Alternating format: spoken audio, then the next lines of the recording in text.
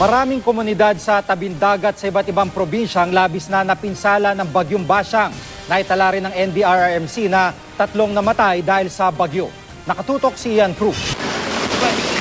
Ito na ang itsura ng komunidad sa tabing dagat sa Bulan, Sorsogon. Nagkalat ng debris mula sa mga kubong nasira ng alon at hangin dala ng bagyong Basyang. Nagsibalikan na ang mga lumikas. Ang ilan nangalakal na mga bagay na mapapakinabangan pa, tulad ng pira-pirasong mga kahoy at nagkalat na mga damit. Kahit ang komunidad sa baybay ng Hindang Leyte, mistulang dinaanan din ng dilubyo. Napinsala ang aabot sa 200 bahay, pati ang seawall sa lugar.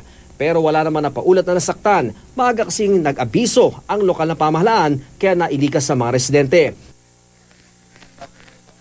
Sa bayan ng Hilongos, sinusubukan ng isalba ng lokal na pamahalaan ang maraming taniman ng palay. Nalubog ito sa baha dahil sa malakas sa ulan na dahilan din ng pagragasan ng tubig sa Ilog Canturing sa Maasin, Southern Leyte. Natangay nito ang ilang heavy equipment sa katabing dipo, pati ang isang matandang lalaki na hulog matapos matalisod sa isang puno.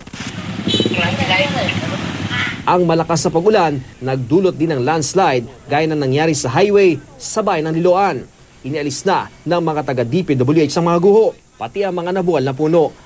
May naitala ring landslide sa Tubahon Dinagat Province at naharangan ito ang daang nagkukonekta sa 2 barangay. Sa kalapit probinsya ng Surigao del Norte, umayos na ang lagay ng panahon. Pinayagan na muli ng Coast Guard ang mga biyaheng dagat sa Lipata Port sa Surigao City. Ian Cruz, nakatutok. 24